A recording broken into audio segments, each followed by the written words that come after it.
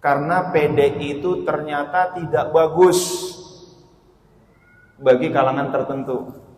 Ya. Tidak bagus bagi kalangan tertentu. Nah, hadirin dan hadirat yang dimuliakan oleh Allah Subhanahu wa taala, pede itu percaya diri. Kalau kita diajarkan bukan untuk percaya diri tapi percaya Allah. Nah, itu ya. Orang yang tidak percaya diri biasanya tidak berhasil.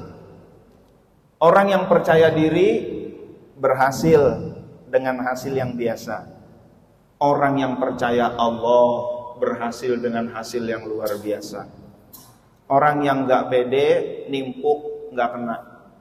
Yang pede, nimpuk kena, batu jadi batu. Yang percaya Allah, nimpuk penjajah, batu jadi bom. Gak pede, kayu gak bisa mengalahkan musuh. Pede, kayu bisa dengan ketangkasannya. Pede itu percaya diri dan apa-apa yang ada dalam diri, baik ilmu maupun skill. Orang yang pede, dia bisa menggunakan kayunya dan mengalahkan musuh. Tetapi orang yang percaya Allah, dengan kayunya dia bisa menenggelamkan kerajaan Fir'aun. Oh, hebat pede apa percaya Allah? Percaya Allah. Bagi kalangan tertentu gak apa-apa pede. Hasanatul abrar, sayyiatul muqarrabin. Yang baik bagi abrar, bagi orang-orang baik, itu bisa jadi sayyiatul muqarrabin, keburukan bagi orang-orang yang mendekatkan diri kepada Allah. Hadirin dan hadirat yang dimuliakan oleh Allah, orang gak pede nyari air, gak ketemu. Yang pede nyari air, ketemu udah air segitu. Tapi orang yang percaya Allah nyari air, ketemu airnya bisa diminum sampai jutaan orang dari abad Nabi Ibrahim sampai sekarang. Oh, percaya Allah, luar biasa ya. Jadi percaya Allah itu dampaknya luar biasa. Maka pengarsa Abah mengajarkan kepada kita biar kita percaya kepada Allah, kita nggak percaya kepada diri sendiri. Karena apa? Diri sendiri ini nggak bisa memberi manfaat dan madharat. Kan kita apal ya istighfar yang sore alaya kalau bulan apa tuh? Salat lidah fil bala, bulan Safar ya. Astaghfirullah, bareng-bareng. Al-azim alladzi la ilaha illa huwal hayyul qayyum. Saya singkat aja berhubung udah jam 11 kurang. Di dalam satu paragraf itu ada sebuah paragraf ya. Tengah milikana dina pribadi, begitu ya. Ini kalau bahasa Sundanya salah mohon dikoreksi nih ya. Tengah milik madaratna, tengah milik manfaatna. Kita nggak bisa, kita nggak menguasai diri kita. Diri kita aja nggak kita kuasain. Waktu saya Bell's palsy itu ya, saya ngedip aja nggak bisa. Ini mata saya loh, ngedip nggak bisa. Nah itu ya, satu kedip satu nggak bisa. Itu emang kita nggak menguasai diri kita. Loh kok percaya sama diri ini gitu kan? Nah itu. Nah hadirin dan hadirat yang dimuliakan oleh Allah Subhanahu wa taala, namun di tahap tertentu percaya diri bagus. Tapi ada yang lebih bagus dari itu, yaitu percaya Allah Subhanahu wa taala. Mana dalilnya? Di dalam hadis Rasulullah sallallahu alaihi wasallam mengajarkan kepada kita sebuah doa, ya hayyu ya qayyum bi rahmatika astaghits aslih li sya'ni kullah wa la takilni ila nafsi tarfata ainin. Ya hayyu ya qayyum, wahai yang hidup, wahai yang tegak. Nah, ini juga sering diijazahkan oleh pengarsa Abah juga nih, ya hayyu ya qayyum. Beberapa orang minta zikir kepada pengarsa Abah, kata pengarsa Abah, ya hayyu ya qayyum. Berapa kali? Sebanyak-banyaknya, kata beliau gitu ya. Nah, Lalu birahmatika astaghits, dengan rahmatmu lah aku mohon pertolongan. Aslih li sya'ni kullah, perbaikilah keadaanku semuanya. Wala takilni ila nafsi tarfata ainin, janganlah engkau membuat aku mengandalkan diriku meskipun sekejap mata. Beberapa hari yang lalu ada pengusaha ngobrol sama saya, Ustadz, dulu saya kerja di sebuah perusahaan besar. Lalu saya karirnya melesat. Saya percaya diri. Kenapa? Saya dulu organisasi matang, udah pokoknya urusan leadership beres. Saya dilatih sekian dan lain sebagainya. Wah, ilmu saya, kuliah saya dan lain sebagainya beres. Akhirnya dia percaya diri, karirnya melesat. Nah, itu ya. Sampai hampir 40 tahun dia hampir jadi direktur. Itu jabatan yang susah dicari dalam waktu itu. Dalam kurun waktu itu dia kerja. Tapi akhirnya dia keluar dari pekerjaan dan dia berbisnis. Gaji gede, bisnis, berbagai bisnis dia coba. Ternyata dia begitu pede dengan bisnisnya. Wah, dengan leadershipnya, dengan ilmunya, dengan manajemennya, dengan strateginya, dengan relasinya, beres semua. Wah, akhirnya dia bisnis, ketika bisnis gagal. Bisnis lagi gagal. Bisnis lagi gagal maning, prevent. Iya, so. Nah, ini ya. Udah hafal yel-yelnya gitu. Nah, hadirin dan hadirat yang dimuliakan oleh Allah, dia kaget. Lah, saya begitu pede, tapi kenapa saya gagal? Akhirnya dia berspiritual. Dia mengamalkan ini, mengamalkan itu, perbanyak zikir kepada Allah. Dia ketemulah di situ dalam zikir, la haula wala quwwata illa billahil aliyil azim. Tidak ada daya, tiada kekuatan kecuali Allah. Di situ dia berzikir Allahus Somad. Allah tempat bergantung. Kemarin bergantung kepada ilmuku. Kemarin bergantung kepada strategiku. Kemarin bergantung kepada modal dan relasiku. Kemarin bergantung kepada kemampuan manajemen dan leadershipku. Sekarang enggak, terserah Allah. Udah saya lakukan yang terbaik, saya serahkan kepada Allah. Engkaulah yang maha kaya, Engkaulah yang maha pengasih, yang maha penyayang, Engkaulah yang maha baik, Engkaulah yang maha lembut. Ya Allah, aku enggak bisa apa-apa. La haula wala quwwata illa billahil aliyil azim. Yang terjadi apa, teman-teman hadirin dan hadirat yang dimuliakan oleh Allah? Pengusaha itu ternyata sukses besar. Cabangnya di mana-mana, karyawannya 1.100 per sekarang nih. Dia bingung, ini bukan saya ini. Saya nggak percaya kalau ini karya saya. Dia udah nggak percaya diri lagi. Sekarang dia percaya Allah. Tuh, mau percaya diri, mau percaya Allah? Percaya Allah. Hadirin dan hadirat yang dimuliakan oleh Allah Subhanahu wa taala. Saya mau tanya, Nabi Musa sama Fir'aun, harusnya di atas kertas menang mana? Fir'aun. Nabi Musa pasukannya siapa? Para budak miskin. Fir'aun pasukannya tentara yang terlatih. Nabi Musa itu pasukannya alutsistanya apa? Nggak ada. Kayu-kayu, batu. Fir'aun alutsistanya lengkap, tercanggih saat itu. Nabi Musa miskin, Fir'aun kaya. Ini nggak terlatih. Pokoknya udah nggak ada menangnya lah di atas kertas. Kalau Nabi Musa percaya diri, sehebat-hebatnya percaya diri, menang nggak Nabi Musa lawan Fir'aun? Nggak bakal menang. Mau bagaimana juga, itulah percaya diri. Dapatnya biasa aja. Satu ya dapatnya 1. Orang nggak pede itu 0. Mau bagaimana juga gagal. Pede 1. Berapa perbuatan dia, kali aja 1 dia berhasil. Tapi percaya Allah 0 juga. Dia nggak ada dirinya. Maksudnya bagaimana? Berapa dibagi 0? 1 dibagi 0, gitu ya. Hasilnya berapa? Tidak terbatas, tidak terdefinisikan. Kalau udah dibagi 0, udah tak terbatas, tak terdefinisikan. Kita udah susah ngomongnya dah. Nah itu, hadirin dan hadirat yang dimuliakan oleh Allah Subhanahu wa taala. Jadi seperti itu tentang percaya diri ya. Air saya di mana ya? Ini jadi aus nih ngomong. Makasih Ustaz, Masya Allah. Saya minum dulu ya, Bapak Ibu silakan diminum. Pak perlu saya contohin nih. Nah ini lagi banyakan ini ya, Masya Allah.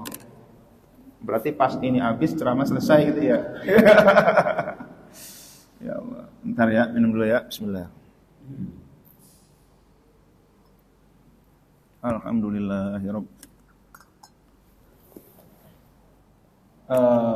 Ada seorang yang kaya raya, dia begitu percaya diri. Lalu kayanya luar biasa. Saking kayanya, gudang-gudangnya itu banyaknya luar biasa. Enggak usah cerita emasnya, peraknya, hartanya. Orang megangin kuncinya aja nggak kuat. Saking kunci gudangnya banyak. Orang itu siapa? Qarun. Nah, orang yang paling kuat aja nggak bisa megangin kuncinya. Saking gudangnya luar biasa. Apa kata Qarun? Innama utituhu ala ilmin indi. Aku peroleh semua karena ilmu yang ada pada diriku. Oh, dia percaya diri dia. Percaya diri dia. Ini semua aku peroleh karena ilmu yang ada pada diriku. Oh. Tapi ada juga percaya diri yang begitu berhasil. Tapi bagaimana dengan itu di dalam surat Al-Qasas ayat 77. Bagaimana dengan orang yang tidak percaya diri?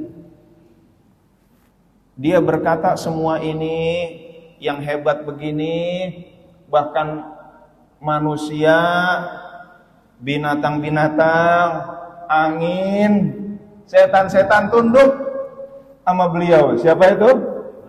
Nabi Sulaiman.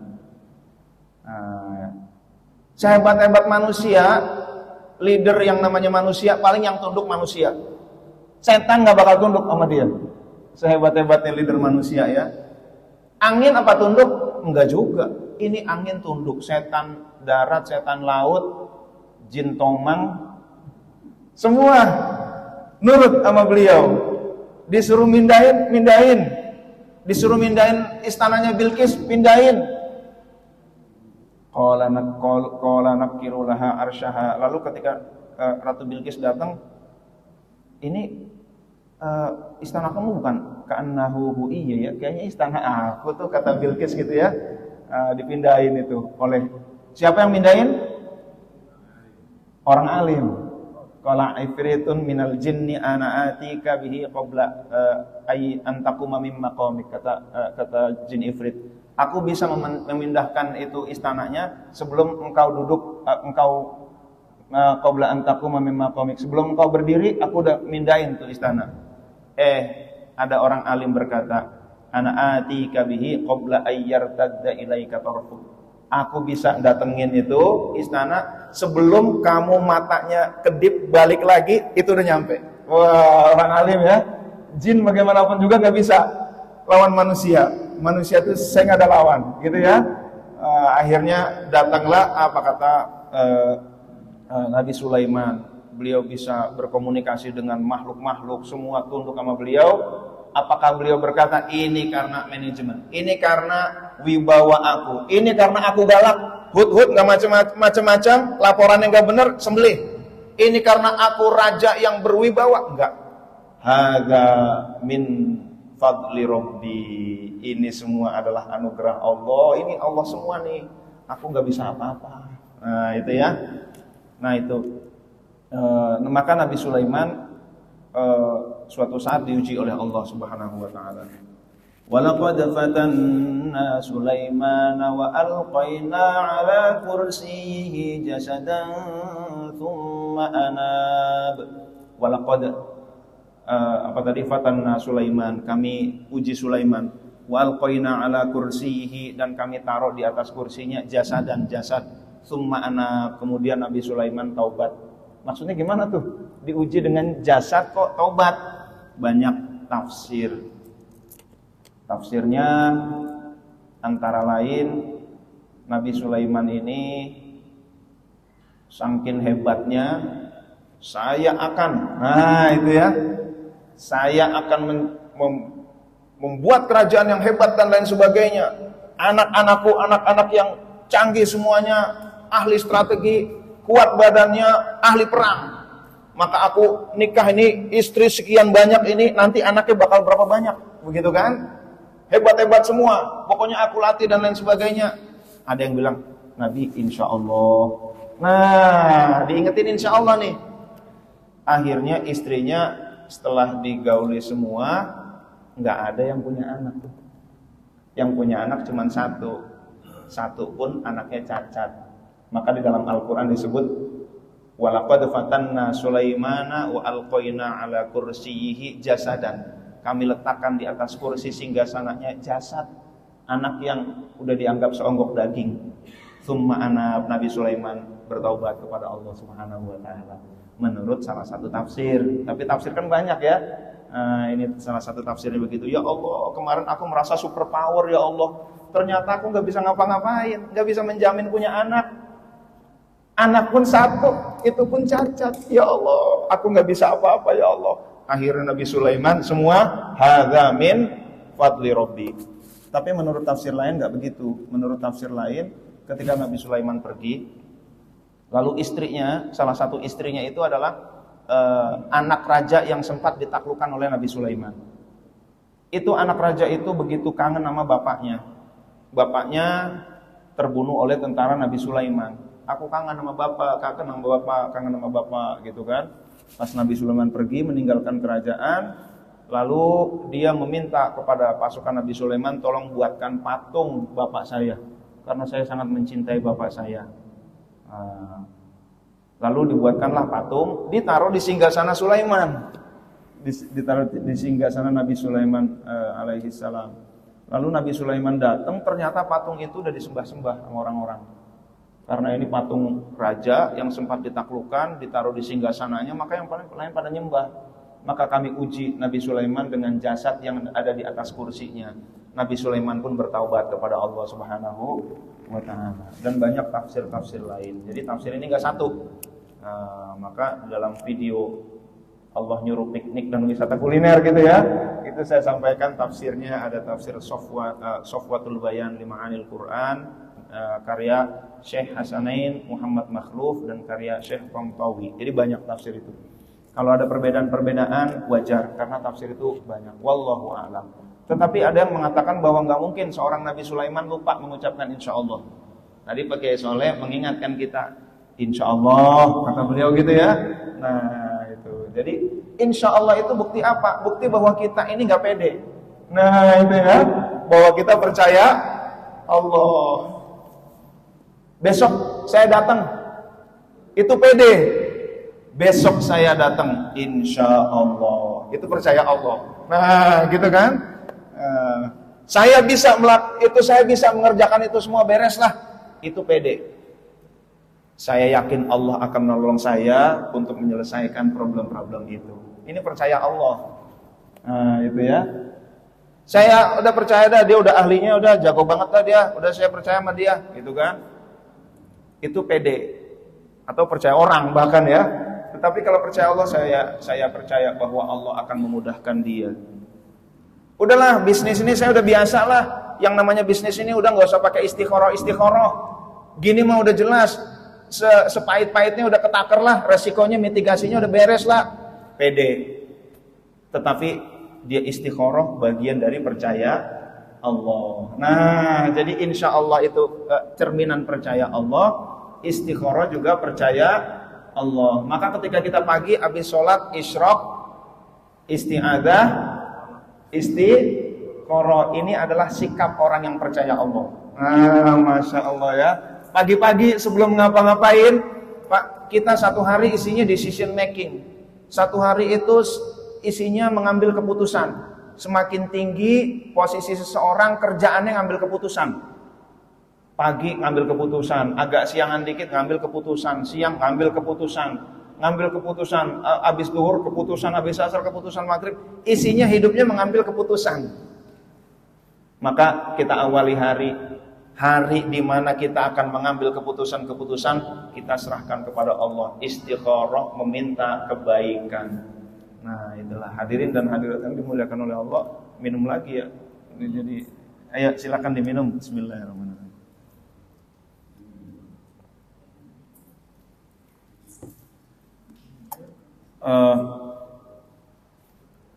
ada sebuah cara untuk saya sampaikan akhirnya kepada tadi pengusaha itu. Ada sebuah kalimat di dalam kitab Minahus Saniyah.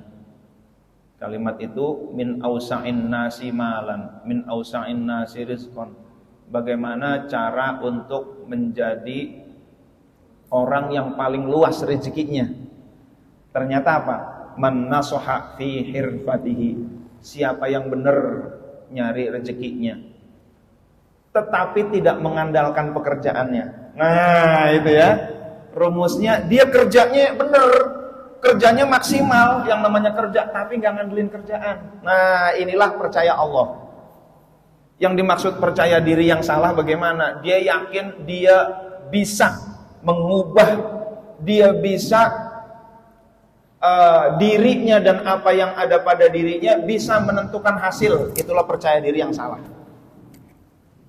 Saya trainer, saya bisa mengubah karakter orang-orang. Ini percaya diri nih. Ngomongnya sih hebat, habis itu nggak pada dapat hidayah. Dia anggap yang memberi hidayah dia, bukan. Rasulnya nggak bisa ngasih hidayah. Innaka la tahdi man ahbabta walakinallaha yahdi man yasha. Ya Rasul, engkau nggak bisa ngasih hidayah kepada orang yang engkau cintai. Pamannya nggak pada masuk Islam sebagian. Ada Abu Lahab, ada Abu Jahal. Abu Lahab istrinya itu, kalau Abu Lahab itu luar biasa memusuhi Islam, istrinya lebih memusuhi lagi. Iya, istrinya itu luar biasa lah. Maka istrinya disebut di dalam Al-Quran wa mra'atuhu hammalatal hatab, gitu ya. Istrinya itu ya pokoknya begitulah ya, lebih parah lagi daripada Abu Lahab. Nah, hadirin dan hadirat yang dimuliakan oleh Allah Subhanahu wa taala, maka yang kita lakukan, apakah kita berarti enggak melakukan yang terbaik? Enggak. Man nasoha fi hirfatihi. Siapa yang benar pekerjaannya. Pekerjaannya dilakukan secara benar. Bahkan di dalam surah Al-Mulk Allah berfirman, Tabarakalladzi biyadihil mulku wa huwa ala kulli syai'in qadir. Alladzi khalaqal mauta wal hayata liyabluwakum ayyukum ahsanu amala. Alladzi khalaqal mauta wal hayata, yang menciptakan kehidupan dan kematian, liyabluwakum, untuk menguji kamu, ayyukum ahsanu amala, siapa di antara kalian yang paling ahsan amalnya.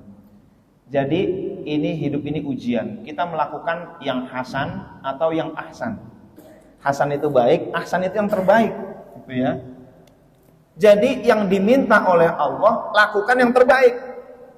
Haji Ferry dakwah, cari dai-dai terbaik yang dimiliki TKN di Jakarta, gitu ya.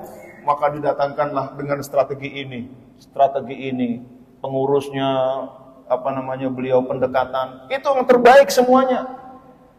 Tapi yang ngasih hidayah Haji Ferry bukan, nggak bisa. Maka Bapak Ibu hadirin dan hadirat yang dimuliakan oleh Allah, tugas kita lakukan secara ahsan. Tetapi jangan katakan bahwa pekerjaan kitalah penentunya, bukan. Nah, bersandar jangan kepada pekerjaan kita. Bersandar jangan pada diri kita. Saya pasti berhasil. Ini dia nih. Allah yang memberikan keberhasilan. Nah itu. Hadirin dan hadirat yang dimuliakan oleh Allah, maka betapa banyak trainer yang terkenal bisa mengubah karakter orang, anaknya sendiri enggak. Nah, ada yang ahli menjodohkan orang, sakinah mawaddah warahmah, 29 orang sudah dijodohkan sama dia, beres semua, sakinah mawaddah warahmah semua, anaknya cerai.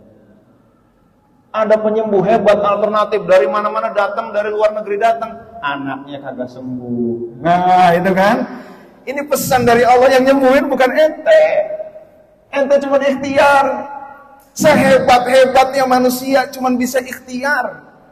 Jangan sampai dia pede bahwa dialah penentu keputusan, penentu hasil, nggak bisa. Ada ranah ikhtiar, ada ranah hasil. Kalau kita memasuki ranah hasil, siap-siap stres. Nah itu ranah kita apa? Do the best di ranah ikhtiar.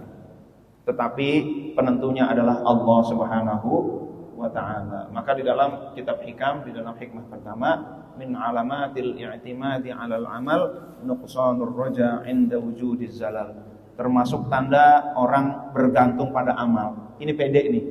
Termasuk tanda orang yang bergantung kepada amalnya diri, percaya pada amal diri, kalau disingkat jadi percaya diri, nuqsanur raja, berkuranglah pengharapan inda wujudiz zalal, ketika terjadi tergelincir, ketika gagal. Pas gagal, waduh, ini dia stres. Pas berhasil, nyong jare. Begitu kan? Kalau bahasa Sanudin, nyong jare gue kate juga apa. Nah, itu kan? Nah, pas berhasil bisa berpotensi sombong, pas gagal stres. Itulah i'timadu 'alal amal. Tetapi orang yang al-i'timadu 'ala Allah tidak begitu. Berhasil, bersyukur, hadza min fadli rabbi. Kalau gagal, dia lakukan yang lebih baik lagi. Tetapi barangkali Allah takdirnya seperti itu. Tetap dia lakukan evaluasi, tetap dia lakukan yang terbaik, tetapi dia serahkan kepada Allah Subhanahu wa ta'ala. Nah, hadirin dan hadirat yang dimuliakan oleh Allah, itulah al-i'timadu 'alal amal, orang yang berpegang teguh pada amal dan orang yang berpegang teguh pada Allah Subhanahu wa ta'ala.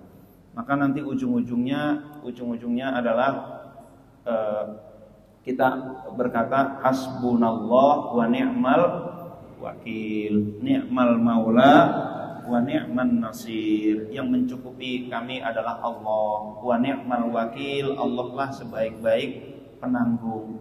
Ni'mal maula, Allah sebaik-baik pemelihara. Wa ni'man nasir, dan sebaik-baik penolong. Hadirin dan hadirat yang dimuliakan oleh Allah, orang yang percaya diri rawan sombong. Iya, rawan. Kalau berhasil khawatirnya sombong. Maka orang susah menghindar dari riya kecuali dia tauhidul af'al. Kecuali dia satukan perbuatan dia dengan perbuatan Allah. Ketika dia berhasil, ini taufik Allah. Ketika orang-orang pada TKN, taufik Allah. Aku mah apa? Atuh. Saya bukan siapa-siapa. Udah pokoknya saya lakukan aja deh. Ketika berhasil Allah. Ketika berhasil, ini anugerah Allah. Ketika mereka dapat hidayah, ini taufik dari Allah. Kok kita dari jauh-jauh manakib taufik dari Allah? Bukan hebatnya kita.